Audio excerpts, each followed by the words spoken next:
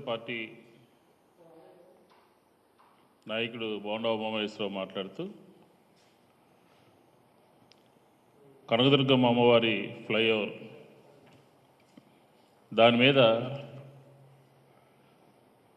ముగ్గురు శాసనసభ్యుల్ని నన్ను జోగి రమేష్ గారిని వెల్లంపల్లి శ్రీనివాస్ గారిని ముగ్గురు గురించి కూడా మాట్లాడుతూ ఆయన మాట్లాడినటువంటి మాటల్ని తీవ్రంగా ఖండిస్తూ ఇది మా ముగ్గురిని విమర్శించడం కాదు, 3 నియోజకవర్గాల్లో ఉన్నటువంటి ప్రజల్ని అవమానించడము అని చెప్పి ఈ సందర్భంగా నేను చెప్తా ఉన్నాను. 2/8/2013 అంటే మేము ముగ్గురం కూడా శాసనసభ్యులుగా ఉన్నటువంటి సమయంలో ఆనాడు ఉన్నటువంటి రాష్ట్ర ప్రభుత్వం 90 లక్షల రూపాయలతో ఈ కనకదుర్గమ్మ అమ్మవారి ఫ్లైఓవర్ నిర్మాణానికి సంబంధించి ఒక డిపిఆర్ని నిధులు మంజూరు చేస్తూ జీవో ఇష్యూ చేయడం జరిగింది. GOMS number 737, GORT number 737 dated 2/8/2013. ఆ సంవత్సరంలోనే నేను ఈరోజు మంత్రిగా ఉన్నటువంటి వెల్లంపల్లి శ్రీనివాస్ గారు, ఈరోజు శాసనసభ్యుడిగా ఉన్నటువంటి పార్థసారథి గారు, అలాగే ఇంకా కొంతమంది మిత్రులు అందరం కూడా కలిసి కేంద్ర మంత్రిని కలిసి దీన్ని త్వరితగతిన మంజూరు చేయండి, టేకప్ చేయండి అని చెప్పని 2013లోనే మేము దీని గురించి ఆలోచన చేశామని చెప్పి ఈ సందర్భంగా తెలియజేసుకుంటా ఉన్నాను. ఈరోజు మేమేదో కొత్తగా బోండా ఉమా చెప్పినట్టు వాళ్ళు పూర్తి చేస్తే మేము రంగులేయటం కాదు. విజయవాడ నగరంలో, విజయవాడ నగర అభివృద్ధిలో మా భాగస్వామ్యం రాజశేఖర రెడ్డి గారు ముఖ్యమంత్రి అయిన దగ్గర నుంచి 2004 దగ్గర నుంచి విజయవాడ నగర అభివృద్ధి ఆ భాగస్వామ్యంలో మా పాత్ర కీలకం అని చెప్పని బోండా ఉమా గ్రహించాలి అని చెప్పి ఈ సందర్భంగా నేను మనవి చేస్తా ఉన్నాను. వారు అధికారంలో ఉన్నప్పుడు ఆర్టీఏ కమిషన్ను కొట్టడమో లేకపోతే రకరకాలైనటువంటి దౌర్జన్యాలు చేయడమో అధికారంలో ఉన్నప్పుడు చేస్తే, ఈరోజు వారు మాట్లాడుతున్నటువంటి భాష, వారు మాట్లాడుతున్నటువంటి వ్యవహారం చూస్తే ప్రతిపక్షంలో ఉన్నప్పుడు మాటలతో రౌడిజం చేద్దామని చెప్పనే ఆలోచన చేస్తున్నట్టుగా నిన్న కనపడింది. ఎందుకంటానంటే 2014లో తెలుగుదేశం ప్రభుత్వం వచ్చిన తర్వాత ఏదైతే 2013లో అమ్మవారి గుడి దగ్గర అక్కడ ఉన్నటువంటి ప్రజల యొక్క అవసరాలని, ట్రాఫిక్ని దృష్టిలో పెట్టుకుని మేము ఏదైతే 2013లోనే ఆలోచన చేశామో ఆ ఆలోచనకి పరంపరగా కొనసాగింపుగా కేంద్ర ప్రభుత్వము అక్కడ మంజూరు చేయడం జరిగింది. ఆ మంజూరు చేసిన తర్వాత దాన్ని టెండర్స్ పిలిచి చంద్రబాబు నాయుడు గారు వచ్చి ఏం చెప్పారంటే సంవత్సర కాలంలో పూర్తి చేస్తామని చెప్పాడు. సంవత్సర కాలంలో పూర్తి చేస్తానని చెప్పినటువంటి ముఖ్యమంత్రి మేము వచ్చిన తర్వాత 1.5 సంవత్సరాల కాలం పట్టింది. అంటే మీరు చెప్పినటువంటి మాటలు అబద్ధాలు, అసత్యాలు అని చెప్పని విజయవాడ నగర ప్రజలకు తెలియవా? ఆ రోజే చంద్రబాబు నాయుడు గారు అధికారంలో లేనప్పుడు మేమందరం కూడా గో బ్యాక్ చంద్రబాబు అని చెప్పని అన్నాం తప్ప అక్కడ ఫ్లైఓవర్ అవసరం లేదు అని చెప్పని మేము ఎక్కడ కూడా మాట్లాడలేదు. అది ఇన్నర్ రింగ్ రోడ్డుకు సంబంధించి అది కంప్లీట్ అయిన తర్వాత, అది ట్రాఫిక్ని వదిలిన తర్వాత దీనికి సంబంధించినటువంటి పనులు ప్రారంభిస్తే ప్రజలు ఇబ్బంది పడకుండా ఉంటారు అని చెప్పి మేము స్పష్టంగా చెబితే దాన్ని ఇంకో వేరే విధంగా దాన్ని మార్చి వీరి ముగ్గురు అందరూ కూడా కలిసి దీన్ని వద్దు అని చెప్పారు, ధర్నా చేశారు, అది ఇది చెప్పని మాట్లాడుతూ ఉన్నారు. అంటే వారు నిన్న మాట్లాడుతూ వారి భాషలో ఏం చెప్పారంటే ఎవరికో పుట్టినటువంటి దానికి తమ బిడ్డ అని చెప్పని వీళ్ళు మాట్లాడుకుంటున్నారు వైఎస్ఆర్సీపీ నాయకులు అని చెప్పాను. నేను ఒకటి అడుగుతా ఉన్నాను, తెలుగుదేశం పార్టీకి సంబంధించిన కానీ బోండవమ్మని కానీ, ఎవరికో పుట్టినటువంటి పార్టీ, ఎవరికో ఆలోచన పుట్టినటువంటి ఎన్టీ రామారావు గారి పార్టీని మీరు కైవసం చేసుకుని మీ పార్టీ కింద మీరు చూపించుకున్నటువంటి దుస్థితి ఈరోజు రాష్ట్రంలో ఉంది. ఎన్టీ రామారావు గారు పార్టీ పెట్టాలన్న ఆలోచన, పార్టీ పెట్టినటువంటి తెలుగుదేశం, ఆ రోజు ఆయన పార్టీ పెట్టినప్పుడు ఉన్నటువంటి చంద్రబాబు నాయుడు గారు కాంగ్రెస్ నుంచి పోటీ చేయడం, దాని ఈ రోజున ఎన్టీ రామారావు గారికి వచ్చినటువంటి ఆలోచన, ఆయన పెట్టినటువంటి ఆయన ఆలోచనతో పుట్టినటువంటి తెలుగుదేశానికి మీరు సంతోషిస్తూ ఉన్నారు. అంతే తప్ప అక్కడ ఉన్నటువంటి ఫ్లైఓవర్ 2013లోనే దానికి ఆలోచనకి ఆ ఫ్లైఓవర్ నిర్మాణానికి అంకురార్పణ జరిగింది.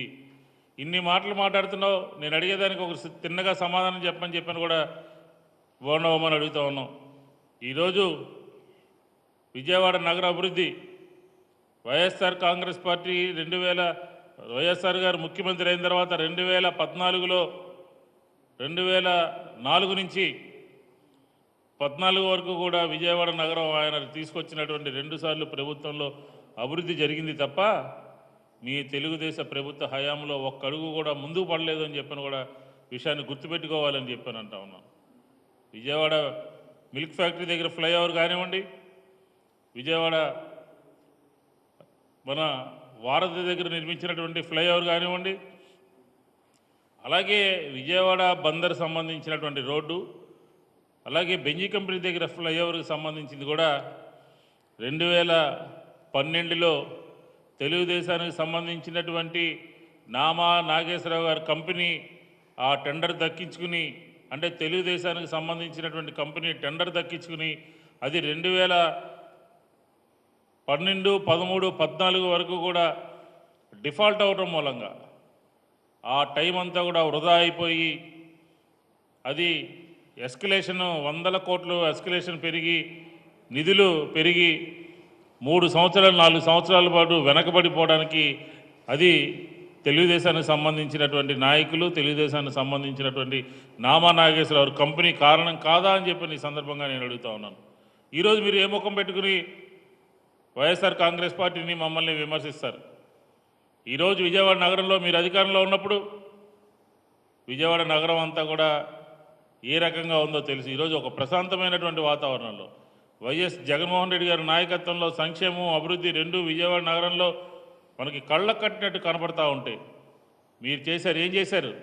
విజయవాడ నగరంలో ప్రతి ఒక్కరి దగ్గర 50,000 రూపాయలు, 1,00,000 రూపాయలు కట్టించుకుని దాదాపుగా 15,000 మంది దగ్గర డబ్బులు కట్టించుకుని వారికి ఇల్లు ఇవ్వలేక మీరున్నటువంటి టైంలో ఇల్లు నిర్మాణం 5,000 ఇళ్ళు కూడా పూర్తి చేయలేనటువంటి దుస్థితిలో మీ పరిపాలన, మీ ప్రభుత్వం ఉన్నది అని చెప్పిన విషయాన్ని గుర్తుపెట్టుకోమని చెప్పని బోండవమ్మకి ఈ సందర్భంగా చెప్తా ఉన్నాను. అదే కాదు, ఆనాడు కేంద్ర ప్రభుత్వం విజయవాడ అండర్గ్రౌండ్ డ్రైనేజీకి 500 కోట్ల రూపాయలు ఇస్తే దాన్ని ఏ రకంగానూ ముందుకు తీసుకెళ్ళలేకుండా అవసరం లేనటువంటి చోట్ల కూడా టెండర్స్ పిలిచి మీరున్నటువంటి 5 సంవత్సరాల కాలంలో పూర్తి చేయలేనటువంటి దుస్థితిలో మీరున్నారా లేదా అని చెప్పని కూడా బోండవమ్మని ఈ సందర్భంగా అడుగుతా ఉన్నాను. అదే కాదు, విజయవాడ నగరపాలక సంస్థలో అత్యధికమైనటువంటి కార్పొరేటర్లను ఇచ్చి, అలాగే 3 ఎమ్మెల్యేలు, 1 ఎంపీని ఇస్తే ఏ స్థాయికి దిగజారంటే కౌన్సిల్లో తీర్మానం చేసి మేము ఈ విజయవాడ నగరంలో ఇల్లు కట్టలేరు అని చెప్పనే ఒక దిస్థితికి దిగజారి తీర్మానం చేసినటువంటి ఘనత మీది. ఈరోజు వైఎస్ జగన్మోహన్ రెడ్డి గారి నాయకత్వంలో కోర్టులో అడ్డుపడకుండా ఉంటే ఈరోజు విజయవాడ నగరంలో 1,00,000 మందికి ఇల్లు స్థలాలు ఇచ్చి రాబోయే 5 సంవత్సరాల్లో మేము వాళ్ళ ఇల్లు నిర్మించి ఇవ్వడానికి ఒక ప్రణాళికను సిద్ధం చేసుకున్నామని చెప్పిన కూడా ఈ సందర్భంగా నేను అడుగుతున్నాను.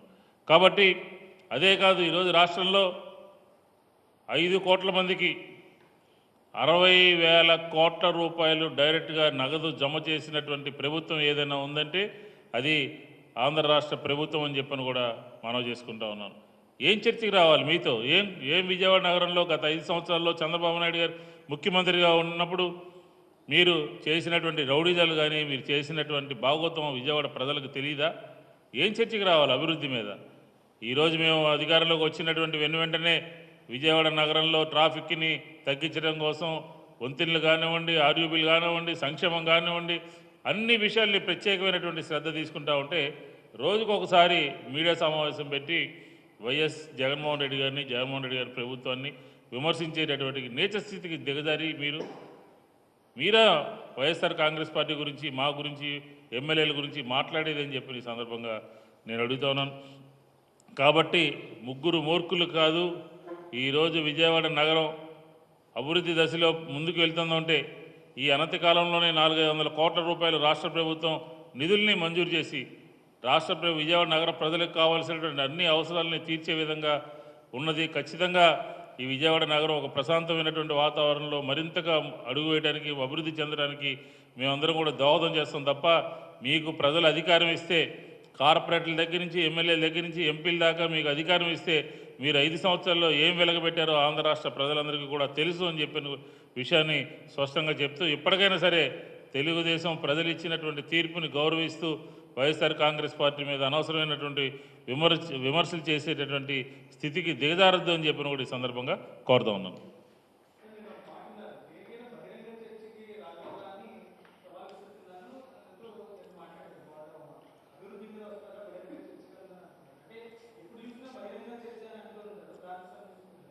ఇప్పుడు నేను ఇందాక నా దీంట్లో చెప్పినటువంటి ఇళ్ల విషయంలో కానీ, నేను చెప్పినటువంటి అండర్గ్రౌండ్ డ్రైనేజ్ విషయంలో కానీ, నేను చెప్పినటువంటి కనకదుర్గమ్మ ఫ్లైఓవర్ విషయంలో కానీ, అలాగే బెంజీ కంపెనీ దగ్గర నామానాగేశ్వర కంపెనీ 3 సంవత్సరాలు వదిలేసిపోయినటువంటి విషయంలో కానీ, అలాగే విజయవాడ నగరంలో విద్య, వైద్యము, సంక్షేమం విషయంలో కానీ మేము చీప్గా వాళ్ళకి మళ్ళీ మాట్లాడేటటువంటి పరిస్థితి లేదు. మమ్మల్ని ప్రజలు ఎన్నుకున్నారు, వైఎస్ఆర్ కాంగ్రెస్ పార్టీ నమ్మి ఓటేశారు కాబట్టి లెక్కలతో సహా పత్రికల వారందరికీ కూడా మేము మొత్తం సమాచారం అంతా కూడా ఇవ్వడం జరుగుతుంది. అది చదువుకుని బుద్ధి తెచ్చుకోమని చెప్పని అడుగుతాను. మనకు ప్రజలు అధికారం ఇచ్చినప్పుడు ఏ విధంగా పనిచేయాలి, ఏ విధంగా ప్రజలకు అందుబాటులో ఉండాలి, ఏ విధంగా ప్రజల సంక్షేమాన్ని పనిచేయాల్సినటువంటి అవసరం ఉన్నదో ఆ లెక్కలు చూసి కొంచెం జ్ఞానం తెచ్చుకోమని చెప్పని ఈ సందర్భంగా అడుగుతున్నాను. అంతే తప్ప అధికారంలో ఉన్నప్పుడేమో భౌతికంగా దాడులు చేయడము, అధికారంలో లేనప్పుడు మాటలతో రౌడీజం చేయడం కాదు. ఖచ్చితంగా ప్రజలు ఇచ్చినటువంటి దానికి నేను చెప్పినటువంటి అన్ని విషయాలు కూడా ఈరోజు విజయవాడ నగరంలో 1,00,000 మందికి ఇల్లు ఇస్తున్నామంటే మామూలు విషయం కాదు. ఇది 3 నియోజకవర్గాల్లో 1,00,000 మందికి ఇల్లు ఇస్తున్నాం. 5 సంవత్సరాల్లో ప్రతి సంవత్సరం 20,000 మందికి ఇల్లు ఇవ్వాలి అని చెప్పని, అదంటే మోడల్ కాలనీగా తీర్చిదిద్దాలని చెప్పని విజయవాడ చుట్టుపక్కల ప్రాంతాలన్నింటిని కూడా ఐడెంటిఫై చేసి అక్కడ వాళ్ళందరికీ ఇల్లు ఇచ్చి అన్ని సౌకర్యాలు కల్పించి మళ్ళీ తిరిగి ఎన్నికలకి వెళ్లే ముందు వారందరికీ కూడా ఇల్లు ఇవ్వాలని చెప్పిన ఒక ఆలోచన చేస్తామంటే బహిరంగ చర్చకి రావాలంట. ఏం బహిరంగ చర్చకి రావాలండి? కేంద్ర ప్రభుత్వం 500 కోట్ల రూపాయలు విజయవాడ నగరానికి ఇస్తే ఎల్ఎన్టీకి కట్టబెట్టి మీరు ఏకపక్షంగా అరకొర పనులు ఇప్పటి వరకు కూడా 30-40% పనులు కూడా పూర్తి కాకుండా నిధులు దుర్వినియోగం చేసి ఆ నిధులు తీసుకెళ్లి అమరావతికి వాడి విజయవాడ నగర ప్రజలను ఇబ్బంది పెట్టినటువంటి వాస్తవం కావునా కాదా అని చెప్పి ఈ సందర్భంగా అడుగుతా ఉన్నాను. ఏం చర్చకి రావాలి మీతో? విజయవాడ నగరంలో జక్కంపూడిలో 15,000 దాదాపుగా సబ్జెక్టు కరెక్షన్ 15,000 ఇళ్లకి మీరు ఫలానా రోజులోపు డబ్బులు కట్టపోతే మీకు ఇల్లు రాదు అని చెప్పని వారందరి దగ్గర 50,000 1,00,000 డిపాజిట్లు చేయించుకుని పేద ప్రజలందరూ కూడా బ్యాంకుల దగ్గర ఉన్నటువంటి బంగారాన్ని తాకట్టు పెట్టి వారందరి దగ్గర డబ్బులు తీసుకుని జమ చేసుకున్నటువంటి మీరు ఈరోజు ఏ ముఖం పెట్టుకుని మాట్లాడతారండి? మేము ఈరోజు విజయవాడ నగరంలో 1,00,000 మందికి ఇల్లు ఇస్తున్నామనంటే ఆ జగన్మోహన్ రెడ్డి గారి నాయకత్వంలో ఈ ప్రభుత్వము వారందరికీ కూడా ఉచితంగా వాళ్ళందరికీ కూడా ఇళ్ల స్థలాలు ఇస్తున్నాము అని చెప్పిన విషయాన్ని గుర్తుపెట్టుకోవాలని చెప్పని తెలుగుదేశం నాయకుల్ని కోరుతా ఉన్నాం. కాబట్టి మా మీద బుర్ర జల్లేటటువంటి కార్యక్రమం, రోజు ఏదో ఒకటి గాలిపోగేసి మాట్లాడే కార్యక్రమం మానుకోవాలి. ఇవన్నీ కూడా రికార్డెడ్గా ఉన్నాయి. ఈరోజు దానికి సంబంధించినటువంటి ఫ్లైఓవర్ గురించి 2013లోనే అంకురార్పణ జరిగింది. 13లోనే డిపిఆర్ తయారు చేయడం, 13లోనే మేము కేంద్ర ప్రభుత్వం దగ్గరికి వెళ్ళి ఆ రోజు ఉన్నటువంటి ప్రభుత్వంలో ఉన్నటువంటి పెద్దలందరూ కూడా ఉత్తరాలు రాశారు, అది మంజూరు చేయమని చెప్పారు. ఇదేదో వీరి గొప్పతనంలాగా, వీరు ఆలోచనలాగా మేమంతా కూడా వాళ్ళ ఆలోచన మేమేదో ముందు తీసుకెళ్తున్నట్టుగా గొప్పలు చెప్పుకునేటటువంటి కార్యక్రమాన్ని మానేయండి. ఆ రోజు మేమందరం కూడా ప్రజాప్రతినిధులు అందరూ కూడా అక్కడ గో బ్యాక్ చంద్రబాబు అనే నినాదంతో మాత్రమే మేము అక్కడ ధర్నా చేసాం తప్ప ఇక్కడ ఫ్లైఓవర్ వద్దు అని చెప్పి మేము ఎక్కడా కూడా చెప్పలేదు. కాబట్టి మా గురించి మాట్లాడేటటువంటి నైతిక హక్కు తెలుగుదేశానికి కానీ బోండా ఉమా కానీ లేదు అని చెప్పని కూడా ఈ సందర్భంగా చెప్తా ఉన్నా. Subscribe to our channel by clicking the subscribe button. Click the bell button and enjoy the latest uploads from our channel.